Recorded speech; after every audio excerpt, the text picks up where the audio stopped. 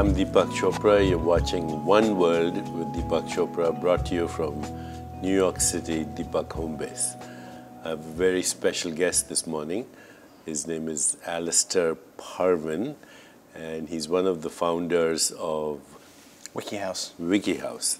So before we get to that, tell me a little bit about yourself. You grew up in London?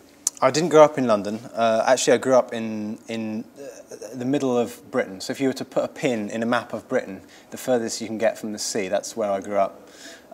What's the name of the place? It's just a rural area called Warwickshire, which is in a way interesting because even talking about cities, I actually come from an environment where I'm actually more interested in almost farming and the systems behind cities. Because I guess they've always been there. You know, it's always been something I've looked at.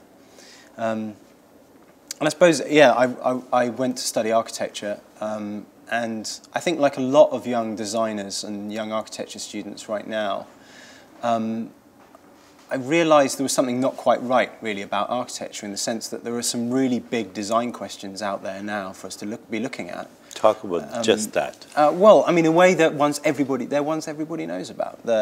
Climate change, massive urbanisation, the expansion of the global population, the rise of middle class in emerging economies.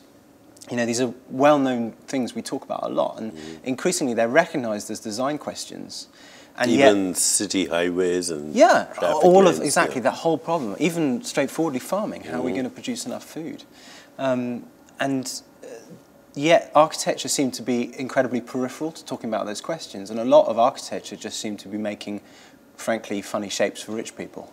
And there's a kind of disconnect there, and I wanted to know why that was. And I think there were two things there, which was one, architecture had become fixated on this idea of buildings, that what architects make are buildings.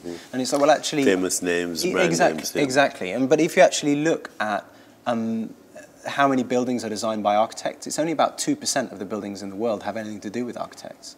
And even if you think through a building, what's it for? One of my big heroes was a guy called Cedric Price, and he used to say that as designers we should be less interested in the design of bridges and more interested in how to get to the other side. And I think that's that kind of describes perfectly our kind of design philosophy as a studio, really, which is, you know, let's spend less time thinking about the design of schools and more time designing or thinking about the design of education.